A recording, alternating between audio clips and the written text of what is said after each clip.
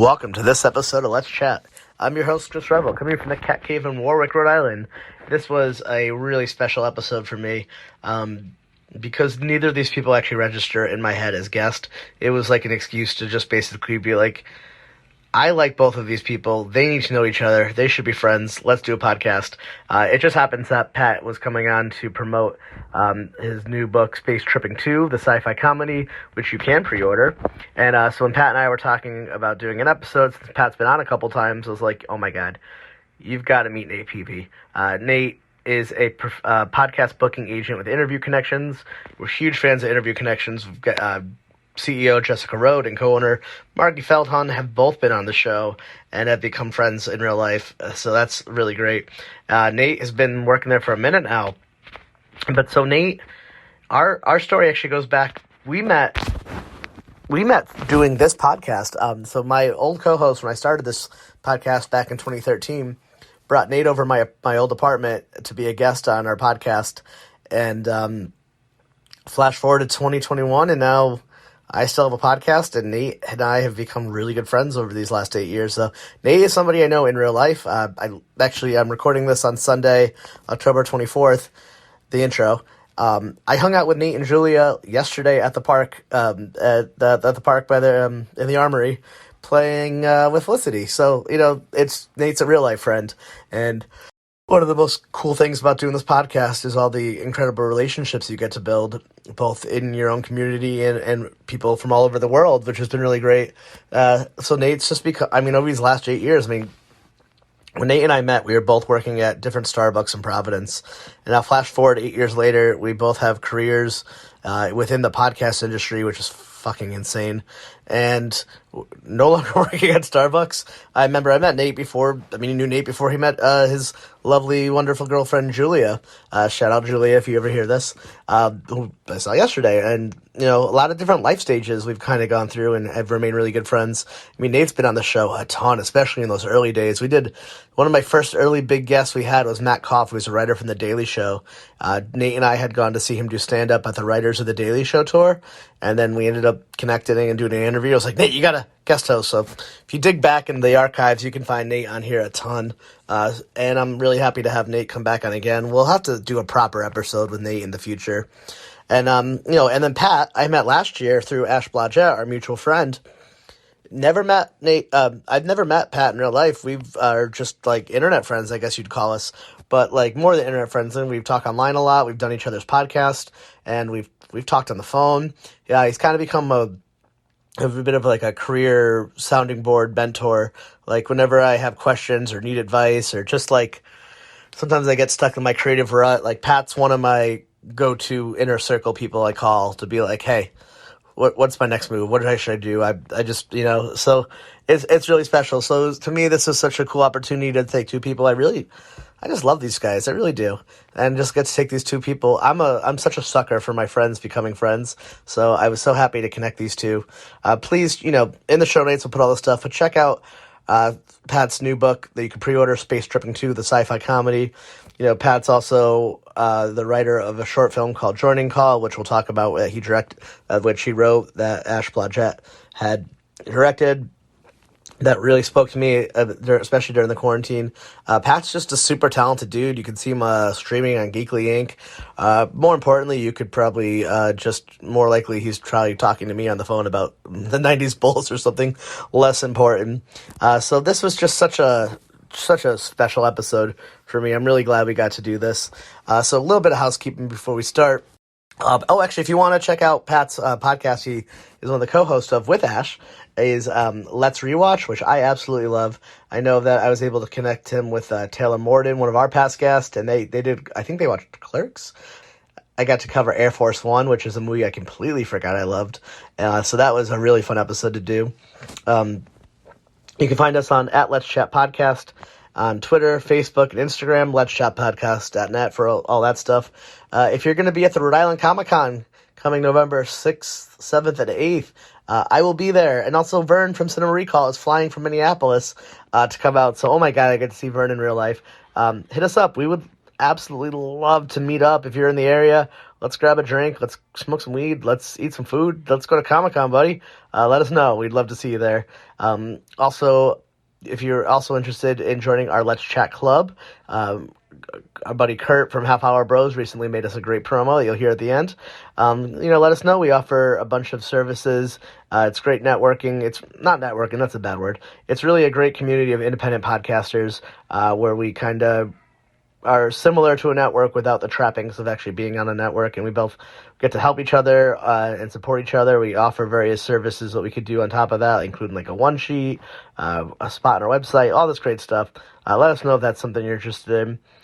If you also would like to support the show financially, we would be very grateful. You can support us on patreon.com/letschatmedia, where we also have a second podcast we only release on Patreon with myself and Dwight from Broken Brain called Let's Chat Zeitgeist, where Dwight and I, usually weekly, will kind of break down the weekly zeitgeist of culture and with our mental health lens. And what a fun episode. Also, last thing, huge thank you to Robbie Sherman, our audio engineer, who has been able to take files that I record absolutely terrible because of lack of equipment at the moment and some other scenarios. Still saving up to get some new microphones and whatnot. But I got to send these files to Robbie, and I don't know how he does it, but he makes it sound amazing. So thank you, Robbie. You can find him on Twitter and all that stuff. I'll link all him in the show notes. All right, everyone, let's get to it.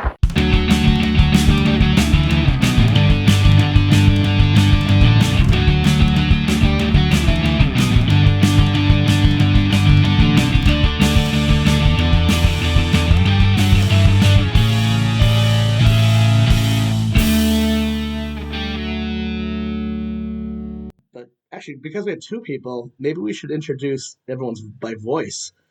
So we have co-host Nate Peavy. Nate, you want to say hello? And then guest Pat Edwards. Hello. This is my natural voice, and this is how I'll be talking the rest of the interview. No. Hi, Chris. I wish you would. Hi, Nate. Oh my God. In reference to editing, what if we want you to make us sound worse? Like, please don't do that for me. I'll just ask some leading questions that I can cut later. I'm not even thinking that far. I'm thinking like literally just hack up sentences. So, oh my God, that'd be so good. That would be so good.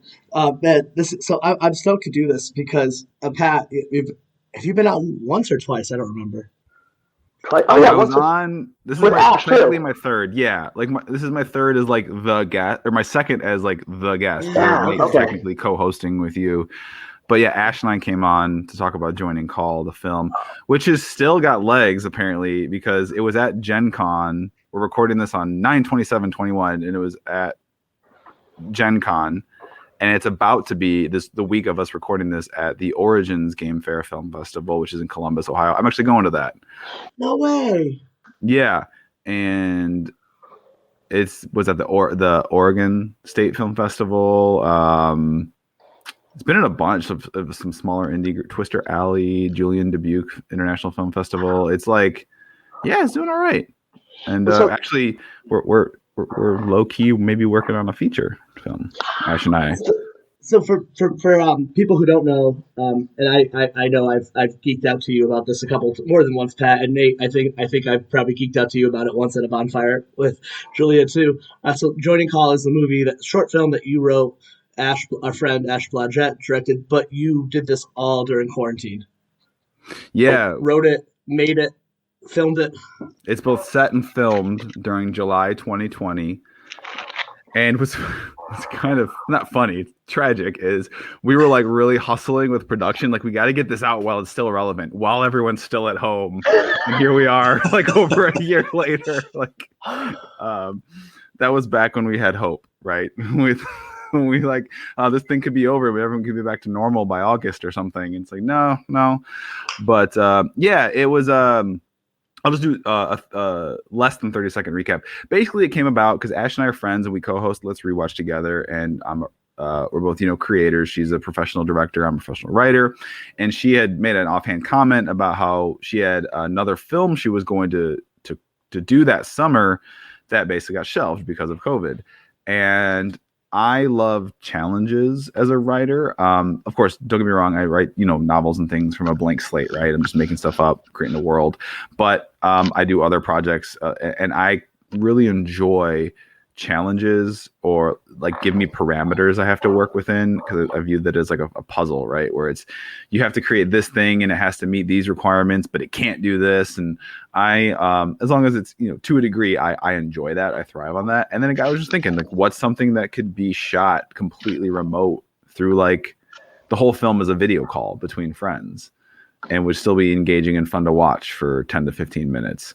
So yeah, it's about a group of friends trying to play some D&D over the internet, and life keeps getting in the way.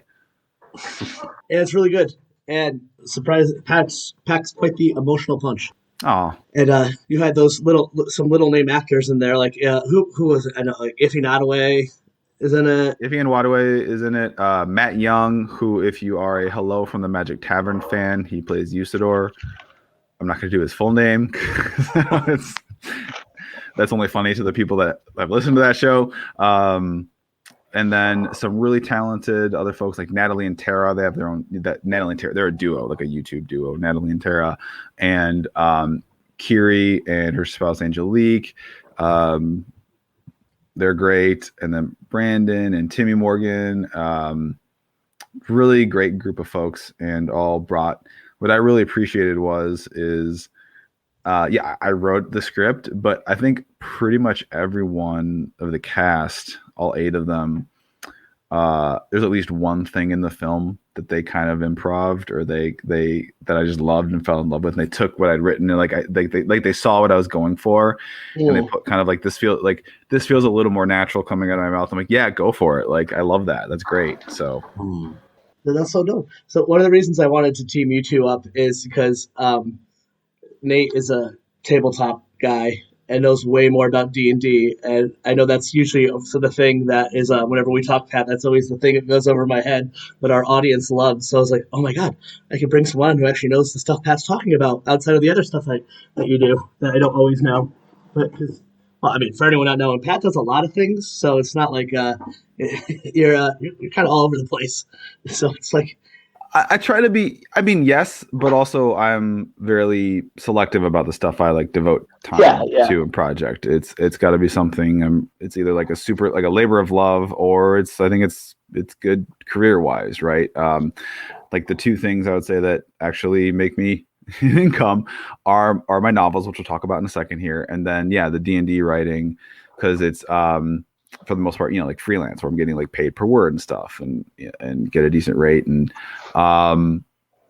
might have to bug you again, Chris, to come back with Nate too, to talk about a potential new project that's in its infancy stages right now that might be launching.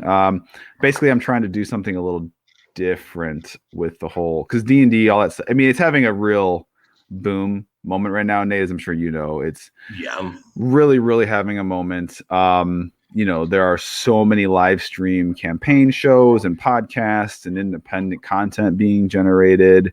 I'm curious call it the medium term, the longevity of it, because who knows how long 5th edition, which is the current edition of rules for the game, is going to be still relevant. But it's really, because I was putting together different things to maybe pitch some stuff to some sponsors or some funding, and D&D or D&D related, I'll call it, so TTRPG, tabletop role playing game content in 2020. Every project on Kickstarter that had like a TTRPG tag to it, so that would fall under that umbrella of tabletop role-playing games, collectively raised $230 million on Kickstarter last year in 2020. So it is really having a moment. And I kind of had this one idea that I'm hoping to maybe debut at some point in the future that kind of merges the 2 sides of it, the content creation and the live streaming, into something kind of a unique experience. But we'll talk about that at another date. Is that the thing you told me about? We talked about on the phone once? Yeah. Yeah. You guys definitely should talk, because it's really cool. So actually, let me ask this to both of you guys, because for knowing both of you, I would never, ever, ever go into your origins of D&D, because I would go over my head. But now I have a place for it. So, like, let me ask you, Nate. How did you get into D&D? I mean, honestly, mostly through video games. All the, playing Baldur's Gate and stuff when I was a kid. All those games were fantastic. And, I've always been like a fantasy dork. So I think I started running my own games when I was in like high school, college. And and I've actually only just recently found a solidly reliable group that I can play with. But isn't that that's the travail of trial? That's the challenge of all gaming groups. Yeah. The greatest villain is scheduling. Yeah. What about that? I'm actually different. I think it's allowed me to have kind of a different perspective as far as coming in as a professional on it, because I feel like most people I know have been playing it since they were relatively young. Teenager, maybe college. I was adult. I was in my 20s, mid to late 20s, the first time I played. I'm 36 now, so I don't even know if I have a full decade in yet since the first time I played. But I just really fell in love with it. I might have actually listened to a real play show, because they've been around for longer than people think, as far as people playing D&D and recording it and stuff. And I'm pretty sure I might have been listening to real play shows before I actually played the game, and just kind of fell in love with it. It's like, this sounds like so much fucking fun.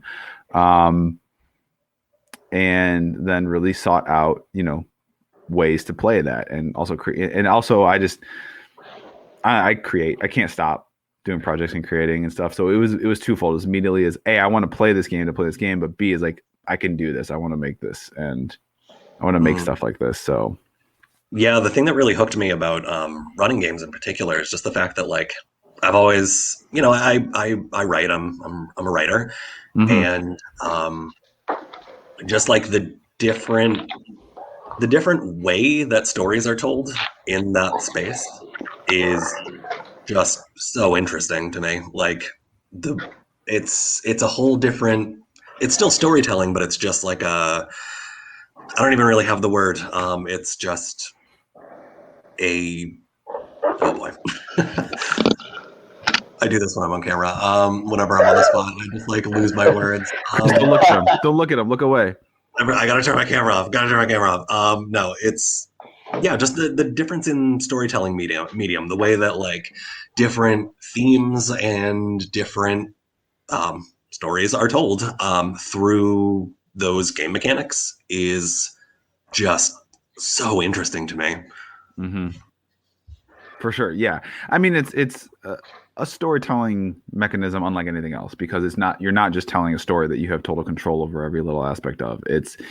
You're creating the bones of a story, and then a group of very chaotic individuals is gonna add the meat on those bones, and who the fuck knows what it's gonna look like when it's all set. You have an idea, like you have a rough idea what the shape is going to be like, but one of the most unpredictable things in the universe is a D&D group.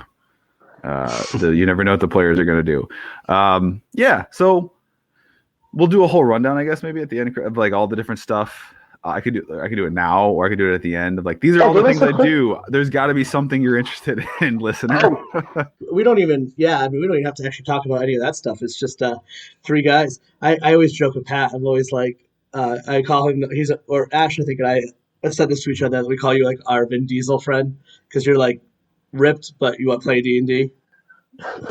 I am a very much a huge nerd in a linebackers, but I played college and everything. Yeah, I am a giant dork in the linebacker's body. Yes, I love that. Which I love. I think that's so cool. I'm a nerd brain piloting a jock mech. Right? How do you have time though? Because like you do the D&D, and like you're an author, and you also have 3 kids. You have first off, congratulations on your latest. Thank you. And like you have 3 children. 3. It's a lot of kids. I would say it's just, as far as all that, it's very time management. It's just, I'm super strict. I'm very disciplined with my time and my schedule. I have cut out a lot of leisure activities, and that's okay, because it's really asking a question: what do I want more? I used to be a really big video gamer, and I, loved the Halos and whatnot. I was a huge Halo player online. I would log so many hours, and it was fun. But it was one of those things where that kind of had to be. Definitely, my video game time has been the casualty as my writing career has taken off, and that's okay. I'll come back to it someday at some point, because this is more rewarding for me, and that's okay if it's not. And I think video games are phenomenal and wonderful, and I think they are excellent tools for a lot of people as far as to de-stress and decompress and cope with the existential nightmare that is our current reality. But so it's one of those things where I'm just very. We talked about I have a lot going on, but I'm also there's a method to the madness. There's a reason I do the things I do, and I'm really big on like scheduling my day. And we also thank God for school and daycare when it comes to the kids. But yeah, I know it's funny you brought that up, because very recently I got tagged in a tweet of someone who mentioned I haven't done it in a while. Obviously, I haven't been doing cons because of the pandemic, and would love to get back out and do this again. As I had given a talk a couple times at some panels about like writing and getting started, and how the overwhelming majority of people have a day job and maybe a family, and they're trying to write, and how do you do that, or how do you find the time? And I kind of had this talk that was kind of some hard truths about that, and like you got to suck it up. You got to find the time. What is important to you? How bad do you want it? And one of my sort of key points I make in that is, especially from a writing standpoint, is you need to adapt and be able to write on the fly, or be able to write we all have these smartphones, right? We all have these phones in our pocket.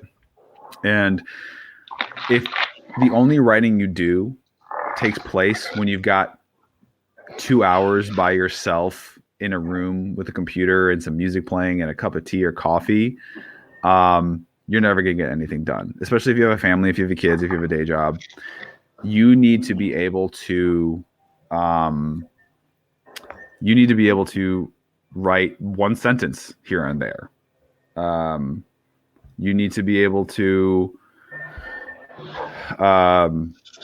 whip out your phone, have a document handy, and knock out a paragraph. Otherwise, my first novel, Space Tripping, I wrote half of it on my phone. What? Because I was working a very demanding day job at the time as far as hours, and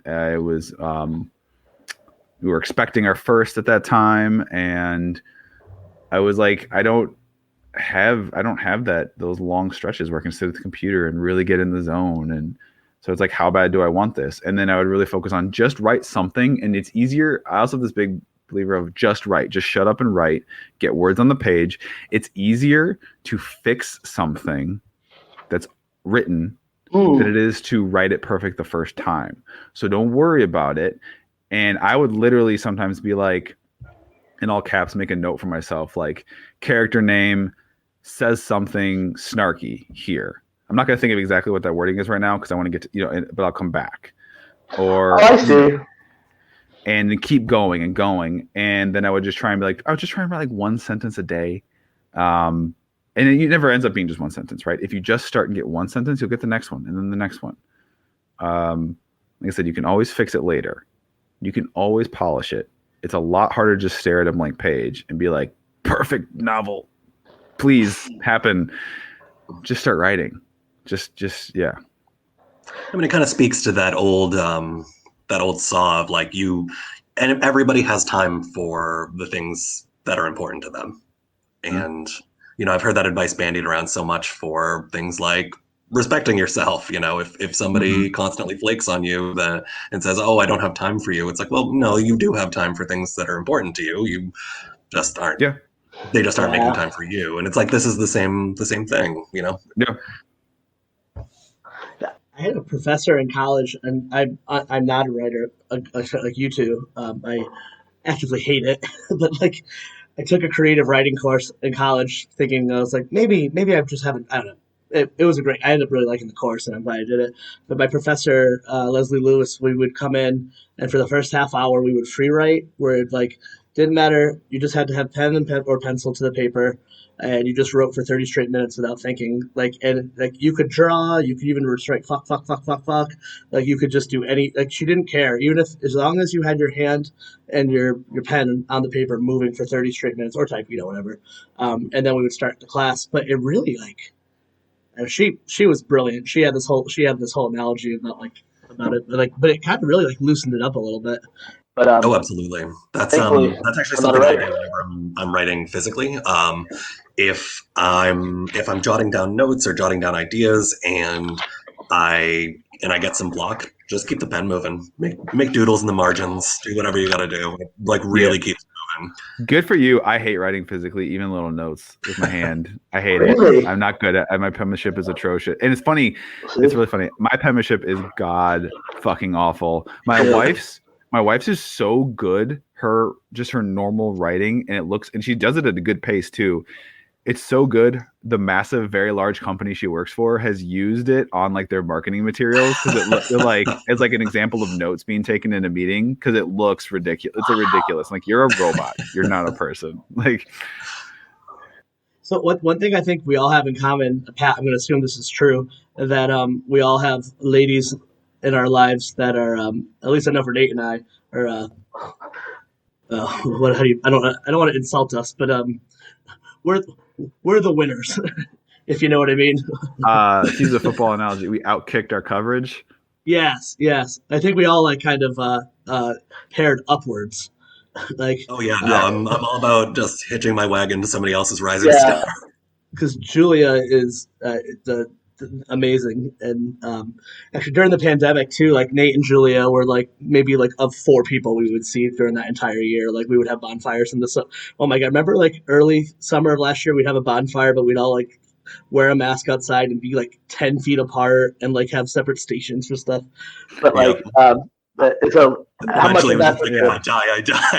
I have 2 points on that. One, I had with neighborhood buddies. We did at the height of it when it was you got a distance. We did socially distanced beer pong where I set up in the driveway 4 separate stations and we'd be all playing beer pong parallel with each other where you all had your own.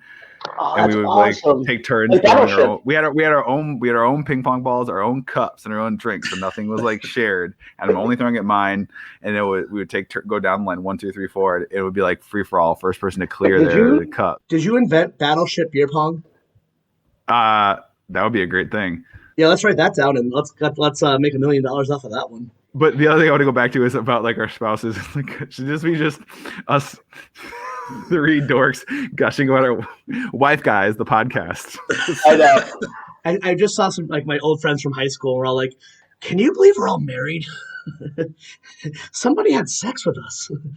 When we were all in high school sitting around talking about our future, I'm I never would have guessed all of us would have had hot, awesome wives. This is pretty cool.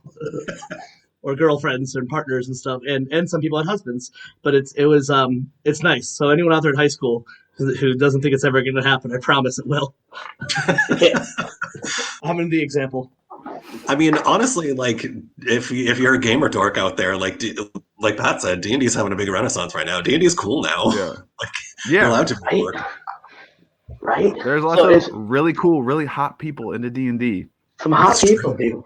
So is your wife the upgrade, Pat? I'm just gonna as your wife. Are you in our boat of wow, I'm the lucky one? Or the other way around. No, yes, I'm the lucky one. Yes.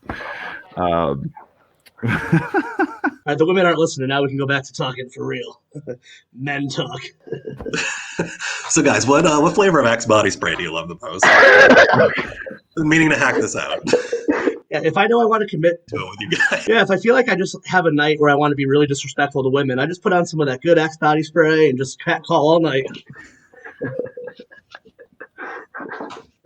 I break out my box of man wipes and my man themed Doritos. Oh, definitely. And if I see a woman wearing a band T-shirt, I quiz her immediately. They're like, "Oh, big dog T-shirt. You've got a Nirvana shirt on you bought from Target. I need you to name their entire discography right now." I'm abstaining from this conversation. Is this not where we find this? Is this not an incel support group? Oh, God. Oh, Oh Lord. my god. Those assholes. Chris, I'm gonna just hard segue. I like your hair, by the way. Oh, thank you. I'm actually having a really good hair day today. I was like, Ooh. Why'd you color it guys. that? it's supposed to be red, but it started to fade to pink. And I think I'm gonna stick with it. At one point, I don't know why it happened, but like I had dyed my hair blue, and Felicity, my daughter, loves Thomas the Train. So any one time anyone would ask, would be like, "Oh, I did it for Felicity because she loves Thomas," which is obviously a lie, but it made me look cool. And then, yeah, then a 7-year-old told me it looked like Billie Eilish, so I had to change it. I was like, okay. And then, yeah, I don't know, this pandemic. I've been really deep diving on the pop punk resurgence of like all the rappers are doing pop punk, and all the pop punkers are doing like pop punk people are doing like hip hop, and then so I was listening to tons of that, and then just kind of turned into like talking to my friend Laura who does my hair. I was like, she's like, oh my god, why don't we just try something fun? I was like, all right, I got nothing else to do, let's do it. So here we are, and it helped with Let's Chat Live too, because I kept up doing like all these video things, and I was like, man, I need to stand out because everyone looks alike on these videos. Round face, glasses, white dude.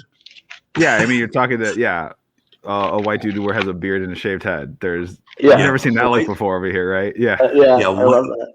Oh my god, it's devastating at my job because I swear to God, I'm like one of like 4 white dudes with shaved heads, glasses, and a beard. Yeah. And it's like at first I was the only one, and then they started appearing. Mm-hmm. That's so It's funny.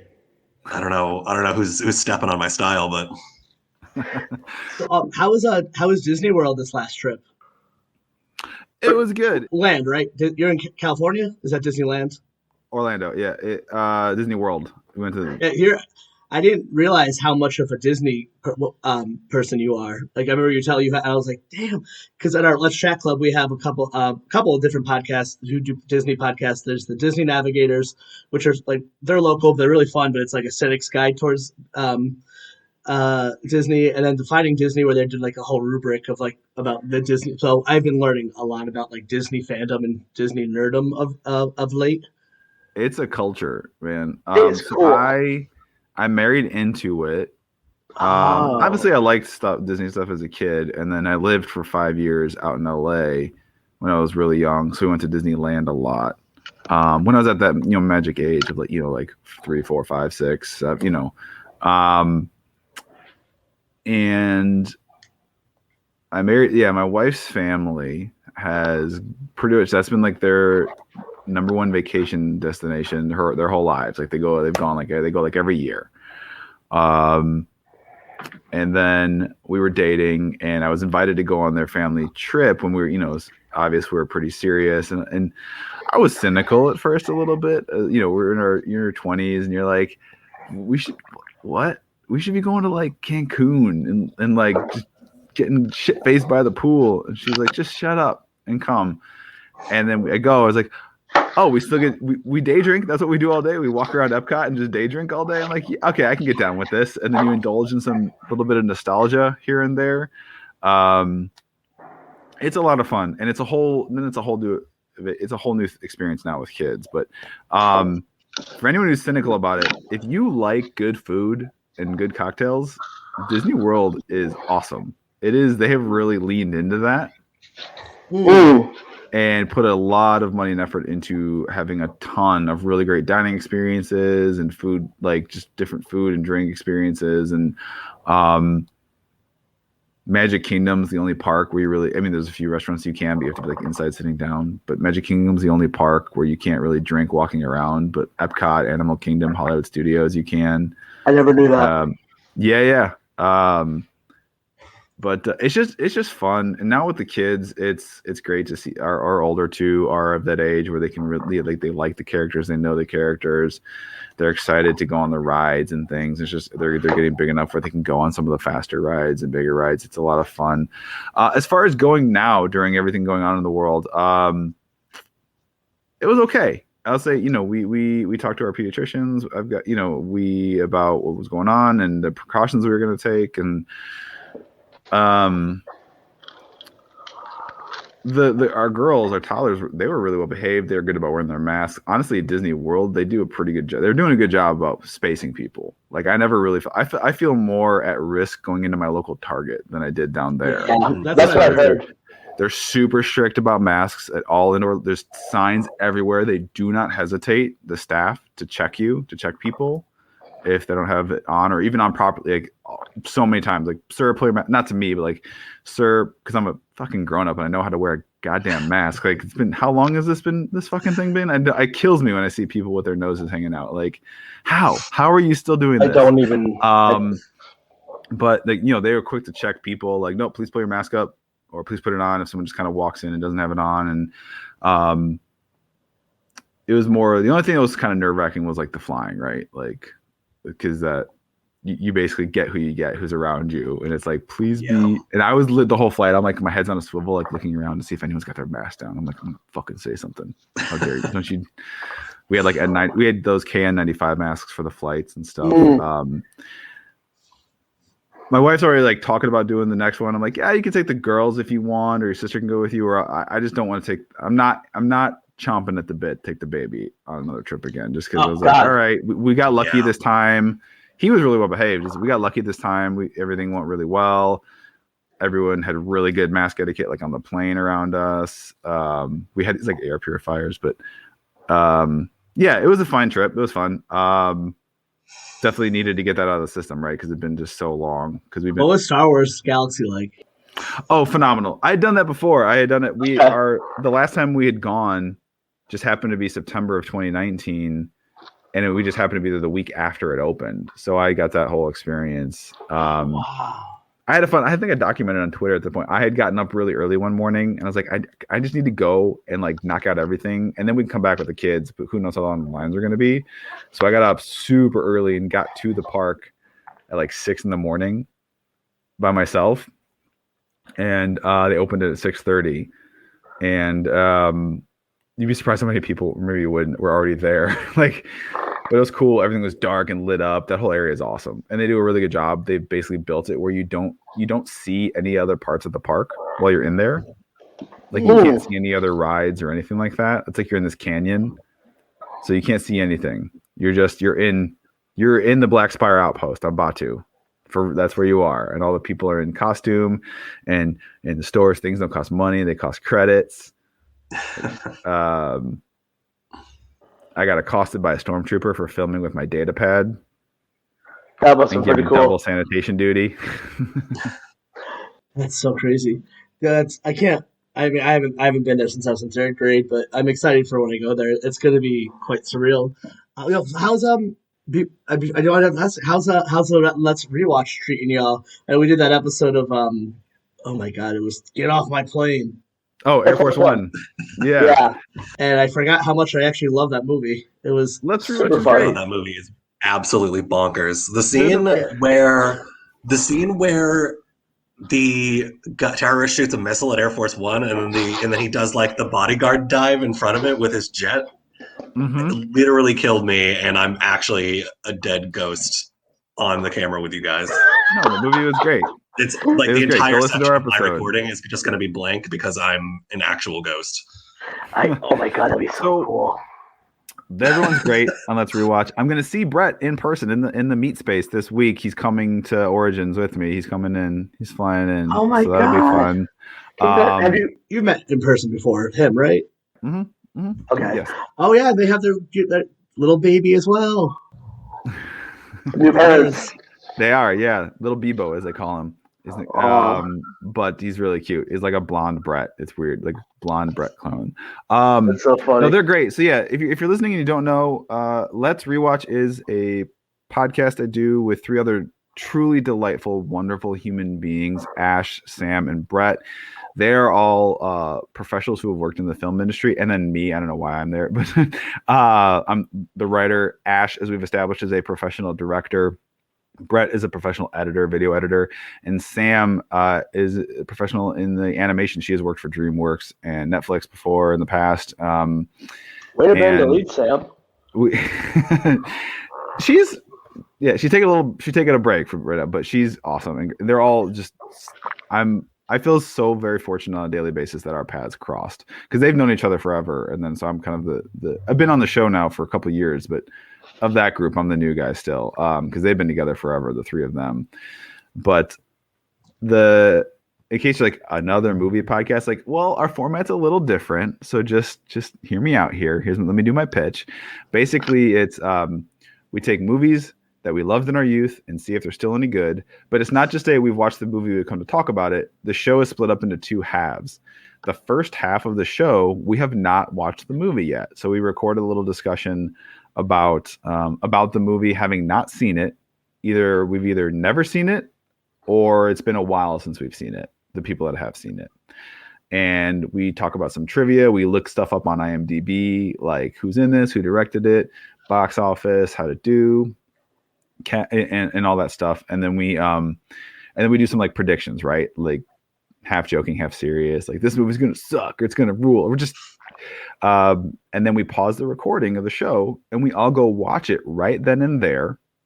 And then as soon as we're done watching it, we hop back into the recording and have a discussion immediately having watched the movie right then and there and talk about if it held up, were our predictions on point or way off. It's a lot of fun and it's really interesting. It's really fun when you can hear the tone shift from the first half to the second. If we were like way off for good or bad, where if we were really optimistic and then we come back, it's like, that's terrible. Those are my favorite. Those are I'll say you don't like those where we think it's going to be bad and then we're pleasantly surprised. So it's not a bad movie podcast. The whole point of it is it's not we're going to dunk on this thing. Now, if it's bad or problematic, we will dunk the hell out of that thing. But the whole point is we don't know. It's ambiguous. The whole point, and we always tell guests and they'll suggest like, please don't bring us like your favorite movie as a kid because we might ruin it for you. Please don't do that. But it's one, I always say like, this isn't we're going to rip on bad movies. This is we go into the viewing portion hoping to like it. But if we don't like it, or if there's something shitty or problematic about it, we're going to talk about it. So it's kind of fun to see where we start and then where we end up by the end of the show. So check out Let's Rewatch. It's fun. It's a really good. There's sometimes too, like there's stuff I expect that I'm gonna love and it's gonna hold up, and then you're like, oh, nope. Or the flip side is like a goofy movie, which I didn't have much memory of, and then your episode about it, and I was like, oh my god, that movie's that's a gem. Like that's like a legit piece of art. Yeah, but it's been a while. Maybe my personal favorite of all Disney songs. Not stand out eye to eye, but wasn't I've been going through a lot of that myself with every October rolls around. Julia is not a horror buff at all. My partner is not even slightly a horror movie person. So I've been trying to show her classic horror movies. And boy, it's like, I think I must have, a lot of problematic faves out there, of course. Horror as a genre is got some problems. But man, you watch some old ones that were like unbelievably big, unbelievably influential, and it's like, oh, everybody had brain damage like 20 years ago. There was just like lead in the water as of 30 years ago. Or like one of the worst. It always happens at some point, especially in the 80s and 90s. Whatever number of sequel they get to, it's like, let's do this like psycho killer, but in like an urban setting. And it's like, oof, this is going to be very racist and problematic. I think they've all done it. Like, I'm pretty sure they've done it with Jason. They've done it with the Leprechaun. They've done it like, it's like, oof, no, bad executive. Yeah, it's just a coin Give me flip a fist. going to bad white guy executive. Yeah. Or going into space. And either one, not good choices. Mm-hmm.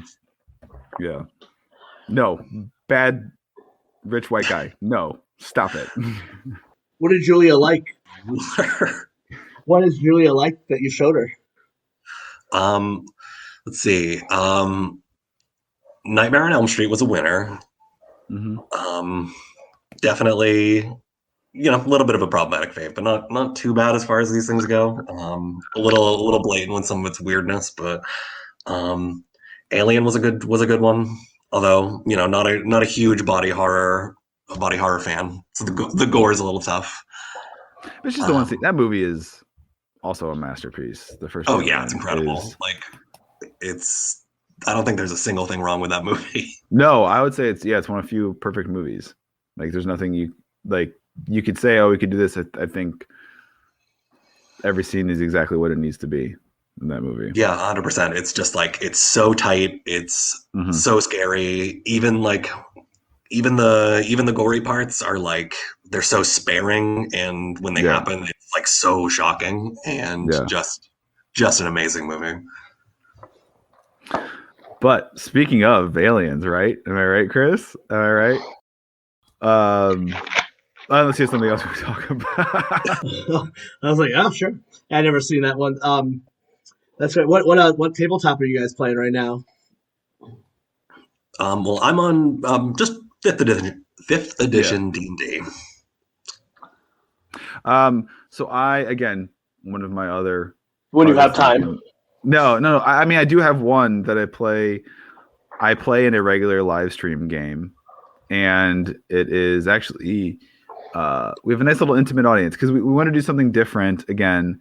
And I have a show on the Geekly Inc channel on Twitch, and it's an afternoon show, and it's Thursdays at 2 p.m. Eastern, 2 to 4. And we are a delightful group of players, and we're playing through the current Icewind Dale, Realm of the Frostmaiden official Wizards of the Coast campaign. We're sponsored by Roll20. Come check us out. It's a lot of fun. Sometimes we do giveaways and things. It's called Darkest Days of Dale on Geekly Inc. Thursdays at 2 p.m. But Chris, when I said about the aliens, I was jokingly segueing into the books, the space tripping book. Oh, I was like, I'm like, I know there's a segue here, but I can't. In my head, I was like, is he talking about Tom? And then of course, I went to like the Pentagon Files and like Tom DeLonge, and I'm like, I don't think that's what he means. I don't think we're gonna do a pop punk. We're not gonna talk about Blink-182 this time. I mean, we could. I did. Hey, turns out Tom DeLonge wasn't completely wrong. I mean, he's not right, but he's just not as wrong as we thought. The joke's been made a million times already, so I'm not new. This isn't new ground. I'm not, breaking any comedy ground here, but I do love that bit from like last year. It's like that's how fucked up 2020 was, where it basically was confirmed that aliens are real, and we're all just like, not now. We're dealing with some shit. I don't got time for that. That's so funny. And the good news is that Mark and Tom have officially repaired their friendship, so that's been really great. And Mark Hoppus is making a recovery from his cancer, so that's also really nice. Heard about that, and that's sad. I don't know these people, but I think I do. Yeah. Well, so speaking of aliens, actually, why I reached out to you, Chris, about coming back was because did you write not one but two books that are coming out this October? Did so my very first novel is Space Tripping, and it came out already, but then because this industry can be wonky, I've made some changes to who I work with in my representation and my publisher. So at the beginning of this year, I signed to a new publisher, Black Rose Writing. They're great. Love them. Oh, congrats. And thanks. And then what we did was we got the rights back to the first Space Tripping from my original publisher. And then I wrote a new short story that's never been released. And it was included at the end. It's like a little epilogue between the first and second book. So as a, Chris, will this episode come out, I assume, after October 5th? Yes. Okay. So as of when you're listening to this, after October 5th, on October 5th, the first book, Space Tripping, now we threw in I added a chapter that had previously been cut and then added the short story. So we're calling it kind of like a new version of the first book. It's the same. Space Tripping, The Mysterious Case of the Mysterious Case. And that is now available. You can get that in paperback and ebook, audiobook in production, wherever books are sold, whatever you want to do. You can buy it directly from the publisher. You can buy it from Amazon, Barnes & Noble, and it's going to be all the distribution. It is a comedy, sci-fi, misadventure, romp. It's very Hitchhiker's Guide. It's like it's like an American beer-soaked curse word laden Hitchhiker's Guide to the Galaxy, and just like a fun little check it out, Space Tripping. So that's now available. If you're listening to this, you can get that new version of it. Check it out. New cover. Actually, Chris, the new covers for the first and second book created by Brett from Let's Rewatch.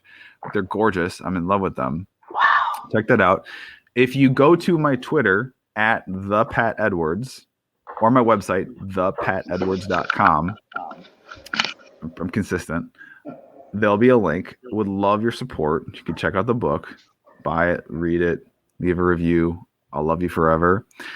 And as of you're listening to this, if you get the first book, you read it, you like it, by the time you're listening to this, the second book, Space Tripping 2, The Chaser, is available for pre-order to be released in December of 2021. So, I would love it. As Chris alluded to, I do have children. I would love to... Make sure they have food and medicine. Please buy my book. You will be my best friend. Link up with me on Twitter. I live on Twitter, and we'll be buddies and shoot the shit and have a fun time. And I promise you'll like it. It's a lot of fun.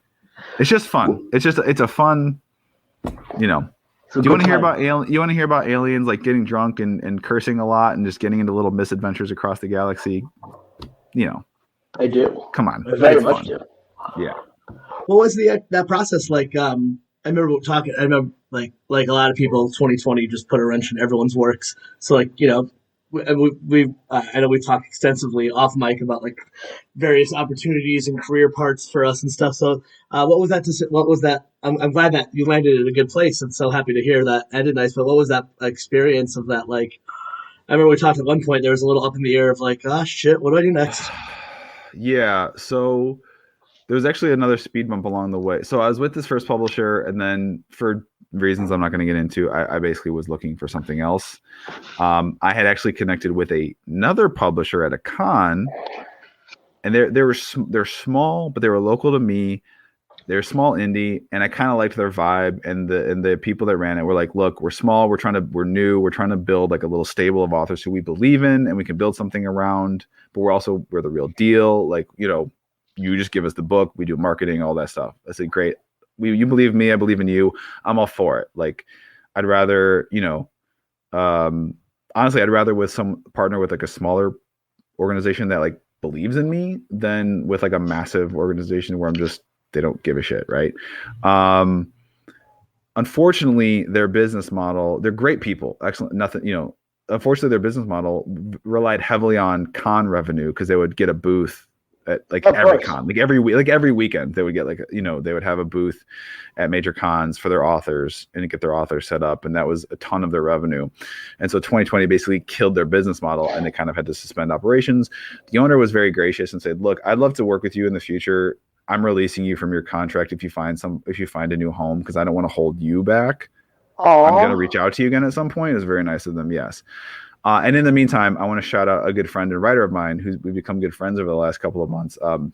Brian Fitzpatrick. He's another writer who we also started at the very same publisher, and he's on Black Rose Writing. And he and I were just talking like in Messenger, and I was like, yeah, I'm just figuring out my next move. He's like, oh, you're unattached right now? And I said, yeah. He said, okay, here, email my publisher. You should go there. I'm really happy there. I think he'd be a great fit. I'll put in a word for you. So yeah, I reached out to them, and then they wanted to reprint the first book, do the second one, and then we'll possibly do the third one too. And then maybe next year or so. So that was how that journey went. Oh, that's awesome. I used to hope to get back to cons. Oh god, I can't wait. I'm going to Rhode Island Comic Con. I'm also really selective because COVID and kids. I'm really selective about con stuff right now. I wanted to do Origins because it's close to me. I live in Ohio right now currently, and it was an easy one to get to. And I have a handful of friends that are going that I haven't seen in a very long time. And the short film is in their film festival, so it's not really costing me anything out of pocket because they got comp tickets for having a film in their festival. Yeah. So I like going. I love going to cons. I don't mind the hustle of it, of trying to sell books and stuff and interacting with people. But having small kids too, I try to be as things, hopefully we keep trending, and hopefully we trend in the right direction where we can have more of a normal 2022 with things with cons. Who knows, right? This could be life forever now.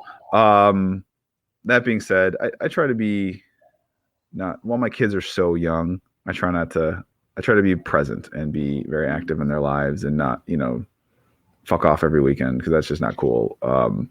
So I'm really selective about that right now, but I do enjoy them. And I'm sure as my kids get older and older, I'll probably do more and more. And I'll probably be doing a big circuit, 10 years from now, like at every, hitting every single one, all the majors. But imagine when you get to take them with you. Or yeah, when they get old enough, they can come with and stuff, and they can enjoy that, and that's fun. Yeah. Right now they're just I have 2 toddlers and a newborn, so it's like that's not good for a while. Yeah, so when I grew up, my aunt, my dad's sister, is a professional potter, so she would travel the country selling her pottery at various at least the ones usually like folk festivals and stuff. So like whenever I was a kid, we would go see wherever she would come through.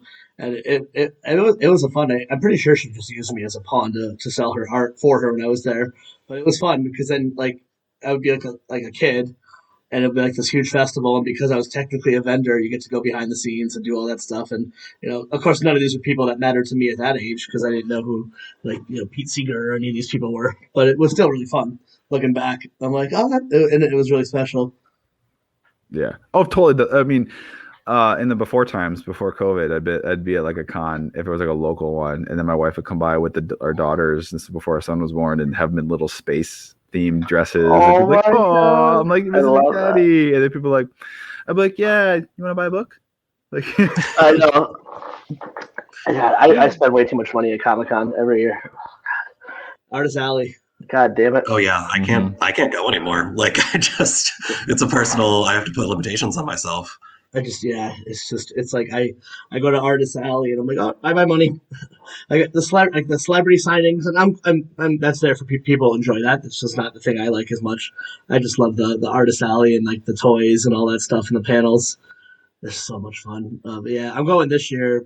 I'm super stoked. I'm excited. Well, I went to a collectibles convention a couple Saturdays ago that I had gotten a press pass for, but that was like much smaller. But that was still really fun. It was kind of cool to get back. Like, oh yeah, people, humans, things.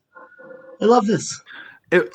Yeah, that was our first kind of experience when we were on our vacation we already talked about. And it was a little weird at first, like being around that. Like you're outside and people I feel like don't crowd each other. They're better about kind of giving personal space and stuff. But it just still felt weird. But like out in the lights from our cave or our house. Like I know it is fun because, and especially because you have like a newborn, you have like such a young child. Like I noticed like I worked out in the world during the whole thing, and like my wife Victoria worked from home, and like it was funny to see the parallels of the people who worked at home versus people like who had to go out every day. Yeah. Sometimes I get to a point I'm like, oh, I think I'm too comfortable. I need to dial this back a little. Yeah, we definitely have been on the far end of the cautious spectrum through this whole thing because my wife was pregnant through the whole pandemic. Her whole pregnancy was during the pandemic, and then both our kids. Jobs. We're very fortunate. Both our work allowed us to work from home, and we had a really real. And everyone says we actually legit had a really tight bubble of people that we would see. And it would be like, and we still got COVID at one point. It was terrible, but we we did the whole like get tested and before we see anyone, have them get tested and all that stuff. So we were we were super, super, super cautious. You didn't waste any time though. You made a movie during quarantine as well. No, I mean, man, I say I did. I wrote that script. Ash, all glory and honor and credit to Ash because that was just she is so talented and skilled. Actually, I like skilled better than talented because I feel like talent implies like natural, whereas skill is something you like work for. She is incredibly skilled filmmaker and she is very devoted to her craft, and I can't say enough good things about. She will be directing major motion pictures. I mark my fucking words. Put it, tattoo it to my skin, put it on stone. She is very skilled and very competent, very good at what she does. It is a matter of time. You know, if you have an indie movie studio and you need a really, really, really talented director, look up Ash Blodgett. If not, you're fucking up. I know, because like I give this, my pet peeve was, even still, you still see this when you watch TV, like the Tonight Show or something, and they want to and they have someone come on and it's like clearly a shitty Zoom call, and I'm like, you're NBC Universal, you have billions of dollars, and then you all made Joining Call on the shoestring budget. And it literally looks, besides the content, but it looks like a professional movie. That so it's I think I went off on it one day and I was tagging Ash. I was like, just watch anything Ash Blodgett has been doing, blah blah blah. Yeah, I know. I want her to do a Marvel. I'm sure she does too. I'm waiting for her to do a Marvel movie. I would like to write one. I've joked about like, man, I just want to go to Marvel or DC and be like, give me your worst property. Your least, like your bottom of the absolute bottom of the list property character, whatever it is, give it to me. Let me take a crack at it on spec or something. I would do that. Let me see what I can do with that. Yeah. DC Condiment King or whatever it is, that one villain. Like, give me let me see like I can make a dope condiment. If you start with the children, do any of your kids watch that Spider Buddies one? It's really cute. That's like new that just came out where it's like like Peter Parker and Gwen and Miles all together. They just discovered it recently, and really they like it. Yeah, I'm like, that's still Marvel. That counts. Yeah. I'll do kid shows. Yeah. I know. Whenever I try to show Felicity something that I might have somewhat interest in, nope, doesn't care. So I have to. I can't show it to her. I'll just be like, yeah, whatever. I don't care about Spider-Man. It's fine. It's too funny. Goodness. Before we kind of wrap it up, is there like anything that like we missed? No, I'm trying to think. Yeah, so I mean, if I see surprisingly on track for us. Yeah, I'll just kind of wrap it up with like, if I seem like someone who makes stuff that you might find interesting, please check me out at the Pat Edwards on Twitter or thepatedwards.com. I've got the podcast that's Rewatch on movies. I've got the D&D show. I write D&D. You can see links. I'm a writer, contributing writer to a couple of different gaming publications. But really, if you do want, honestly, if I'm going to be super selfish here, if you do one thing, I would really appreciate it if you could go and order Space Tripping 1 and or 2, either or.